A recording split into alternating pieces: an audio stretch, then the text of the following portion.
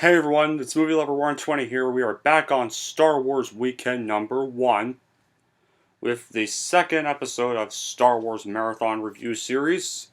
And that, of course, is going to be for none other than my favorite film in the Star Wars series and one of my all-time favorite sequels in general and favorite movies of all time in general, Star Wars Episode 5, The Empire Strikes Back.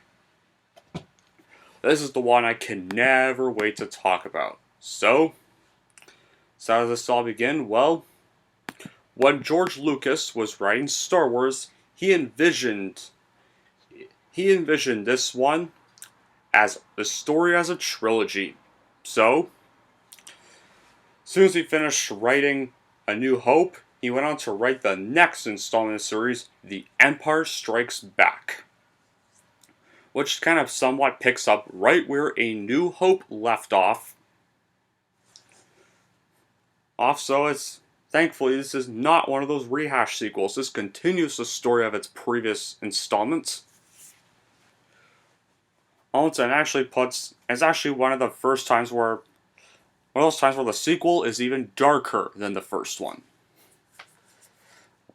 Yeah, when I saw this as a kid, this was also my introduction to the lesson of sometimes not every chapter or story is gonna end on a happy note.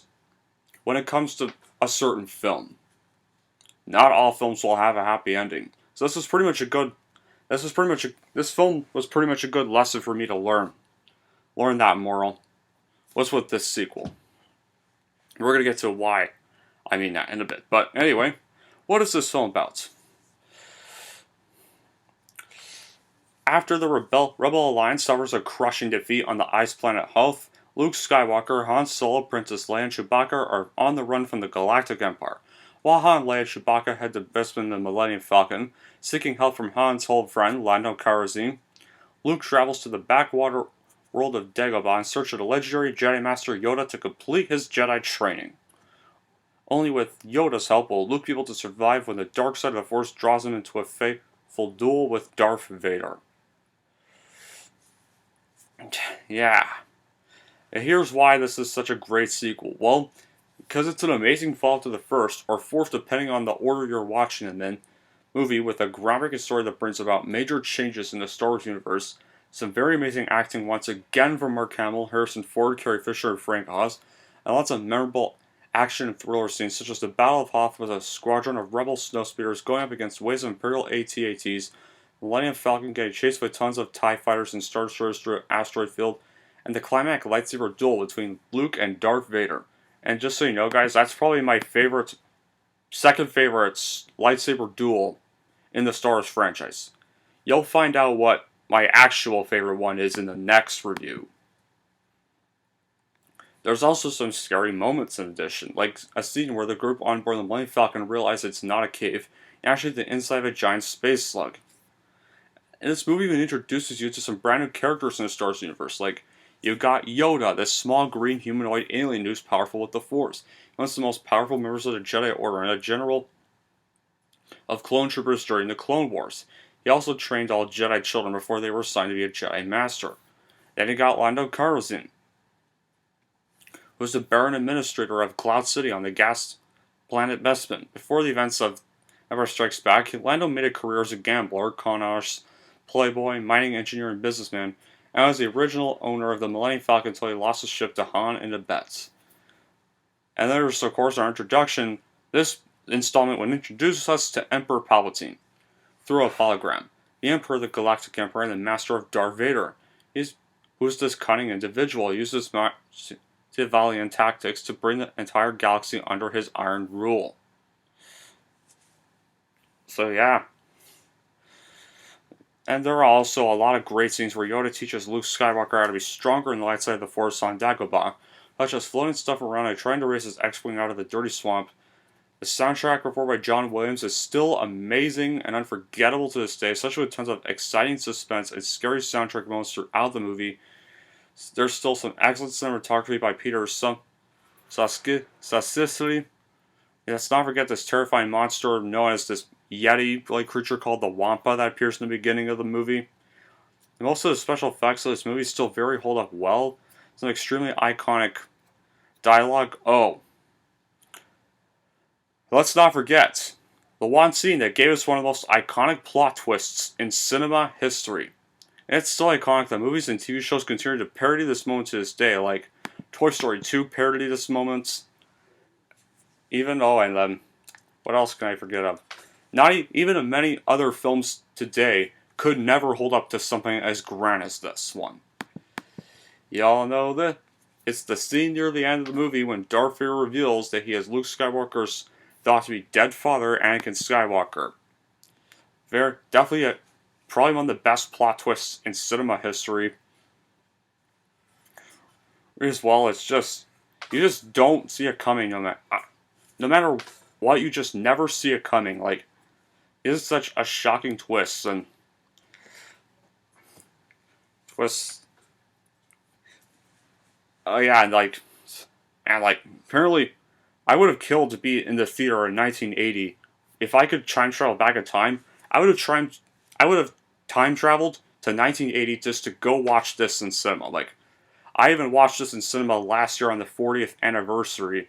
I even saw an orchestra concert version of this film, and man, it's just grand watching this film. So I actually still got to watch this one on the big screen. I'm very glad the Star Wars movie, the original trilogy, I still got to see on the big screen was definitely this one. I mean, hopefully when things come back to a little normal, hopefully that orchestra thing can do Return to the Jedi. I mean, they did New Hope in my area, they did Empire Strikes Back in my area. Now they need to, once they get the chance, they need to do Return of the Jedi. That deserves the orchestra treatment too. And I guess this.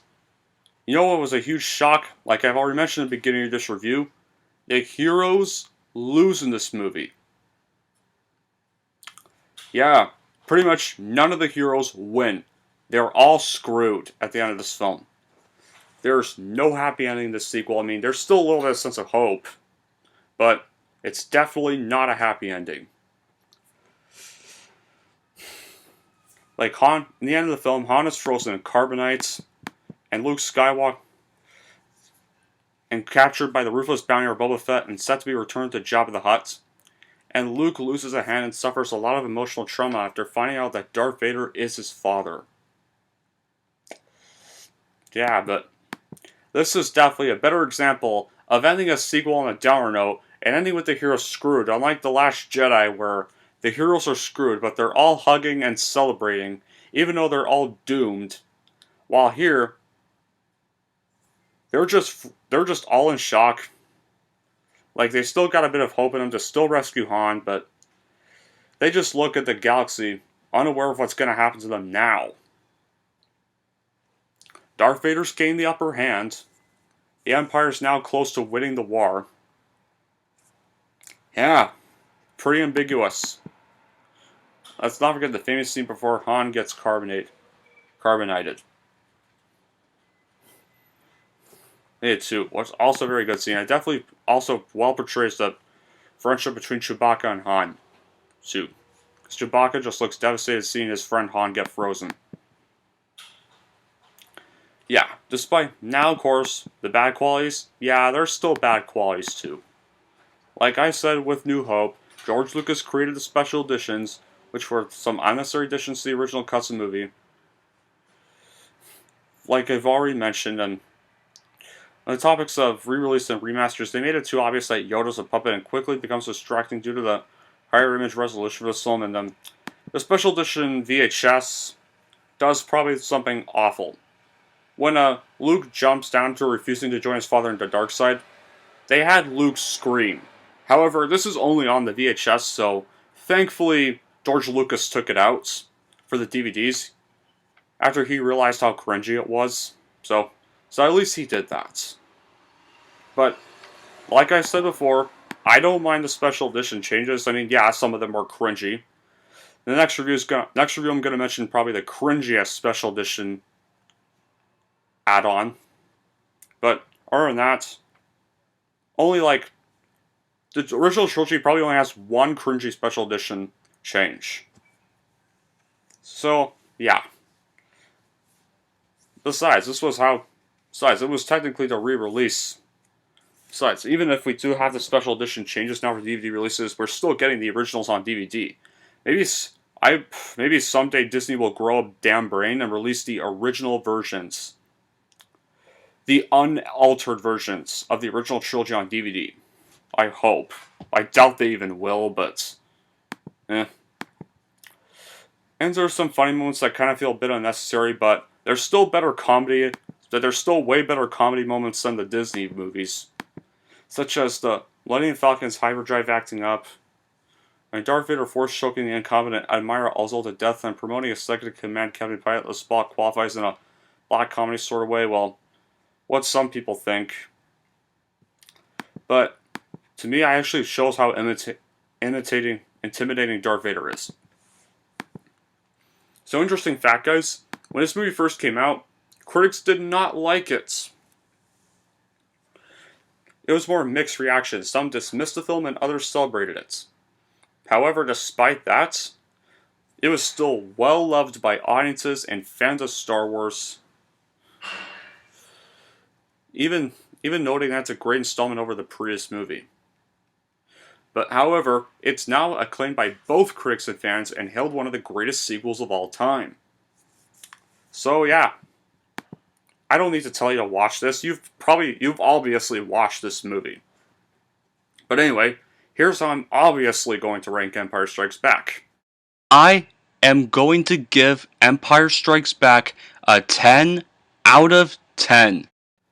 And there we go. We just completed The Empire Strikes Back. And now we all know what's next. The third and final entry in the original trilogy, Return of the Jedi. And then next weekend it will be on to the prequels. So yeah, I'm officially ready for the next installment. Because this installment has my favorite Jedi fight lightsaber duel of the whole series. So yeah. But anyway, that'll be it for this review. Thank y'all for watching. If you like this and want to see more, and don't forget to like and subscribe to Movie Lover 120.